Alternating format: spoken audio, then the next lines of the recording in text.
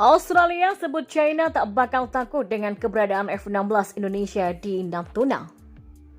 Indonesia dan China sedang ada urat syaraf di Natuna Utara. Terlebih China begitu ngotot untuk merebut Natuna Utara dari tangan Indonesia.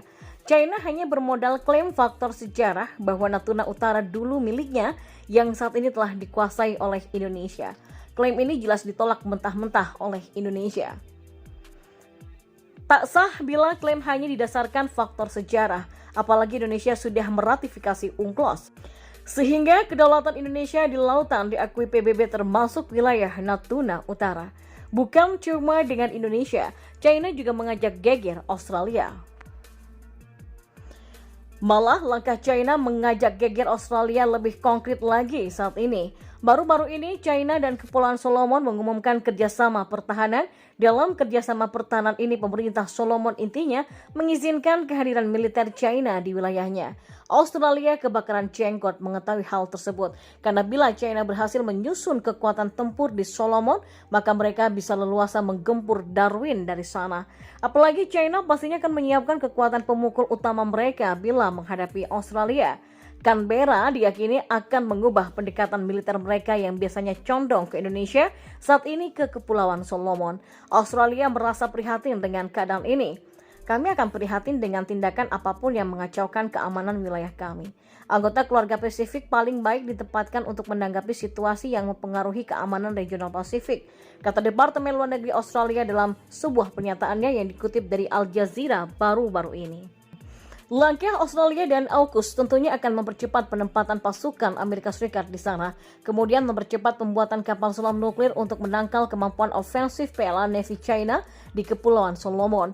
Australia secara informal juga menjajaki langkah invasi ke Solomon sebelum China semakin membesar di sana. Annie Powell, seorang pakar keamanan di Massey University of New Zealand, mengatakan bila perjanjian pertahanan Solomon dan China ini ia rasakan masih gamang. Tapi Anna yakin China bakal mendahului penempatan militer skala kecil di Solomon untuk memulai proyek pembuatan pangkalan militer di sana. Pasukan China juga akan diizinkan untuk melindungi keselamatan personel China dan proyek-proyek besar di Kepulauan Solomon, kata Anna dikutip dari Al Jazeera. Ia pun mengingatkan Canberra patut waspada, sebab bila pelabuhan di Honiara Solomon disulap menjadi fasilitas militer, maka pesisir utara Australia terancam dengan kehadiran militer China. Salah satu perkembangan keamanan paling signifikan yang sudah kita lihat dalam beberapa dekade, dan itu adalah salah satu yang merugikan kepentingan keamanan nasional. Australia. Rancangan perjanjian itu akan membuat Honiara tersedia untuk kapal angkatan laut dan juga intelijen China, jelas Anna. Sementara itu, Menteri Pertahanan Australia Peter Dutton ketika dimintai keterangan oleh Al Jazeera menolak bila negaranya memilih jalan invasi untuk memenggal militer China di Solomon sebelum tumbuh besar. Ia memilih merebut hati warga Solomon dengan bantuan kemanusiaan karena di Tonga baru saja tertimpa musibah gunung meletus. Australia menawarkan $2 miliar Amerika Serikat untuk Solomon bangkit dari bencana alam supaya pengaruh China tak membesar di sana. Juga Australia telah menawarkan paket kabel bawah laut serat optik kepada Solomon. Pangkalan militer China di Solomon untuk mengancam Australia, sedangkan di Fairy Cross Reef untuk memberikan tekanan kepada Natuna Indonesia, Malaysia, Filipina, Vietnam, dan juga Brunei. Fairy Cross Reef berbeda di Solomon yang baru tahap rencana. Fairy Cross Reef sudah menjadi dan bisa ditempati jet tempur, kapal perang hingga pesawat pembom nuklir Xi'an H6 China. Inventory militer China di Fairy Cross Reef sangatlah komplit.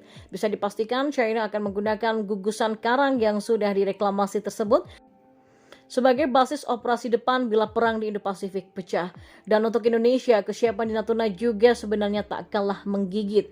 Indonesia membuat batalion komposit di Natuna. 3 matra Angkatan Bersenjata Indonesia bahu-membahu untuk membangun postur militer di Natuna untuk menanggapi agresi maritim China. Dari kapal selam, kapal perang, artileri hingga jet tempur milik Indonesia ada di sana. Dan salah satu jenis alutsista yang ready milik Indonesia di Natuna adalah F-16. F-16 digunakan Indonesia untuk melakukan patroli hingga misi serangan bila ada unsur lawan yang mengganggu Natuna. Meski demikian, peneliti dari Lowy Institute for International Policy di Sydney, Australia, Aaron Connelly, mengatakan percuma bagi Indonesia untuk menempatkan F-16 di Natuna. Bagi Connelly, China tidak akan takut bila yang ada di Natuna hanya F-16. Indonesia saat ini belum punya kartu militer untuk melawan China. Namun, dengan pembelian Rafale F-15 Eagle II, saat ini pun maka hal itu pasti memungkinkan. Memang F-16 tak bakal membuat China takut di mana Indonesia lantas membeli Rafale untuk menjaga Natuna. Indonesia secara resmi mengaktifkan kontrak pembelian 6 dari 42 jet tempur Rafale Prancis pada 10 Februari 2022 lalu. Meski memborong jet tempur Prancis, varian Rafale Indonesia yang akan menjaga langit NKRI sempat menjadi tanda tanya. Banyak yang menduga jika nantinya Indonesia akan menerima Rafale Prancis dengan aspek tertinggi yakni Rafale F4. Hal ini seperti dikutip dari Janus lewat artikelnya terbitan 14 Februari 2022. Media asing itu mengabarkan bahwa pendanaan untuk 6 badan pesawat Rafale pertama akan berasal dari pinjaman luar negeri yang harus disetujui oleh Kementerian Keuangan Indonesia dan Kementerian Perencanaan Pembangunan Nasional atau Bappenas. Batch lanjutan dari pesawat mungkin akan mengikuti jalur yang sama dan didanai oleh pemberi pinjaman asing dengan kontrak menjadi efektif lewat pembayaran di muka. Jadwal pengiriman yang diungkapkan akan konsisten dengan pesanan untuk pesawat standar Rafale F4 yang akan tersedia setelah 2025.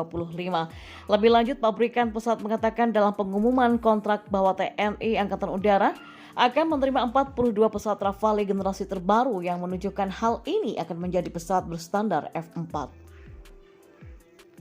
Pada tahap ini, konfigurasi pasti dari Rafale Indonesia belum dikonfirmasi oleh pihak Dassault atau pihak berwenang Indonesia.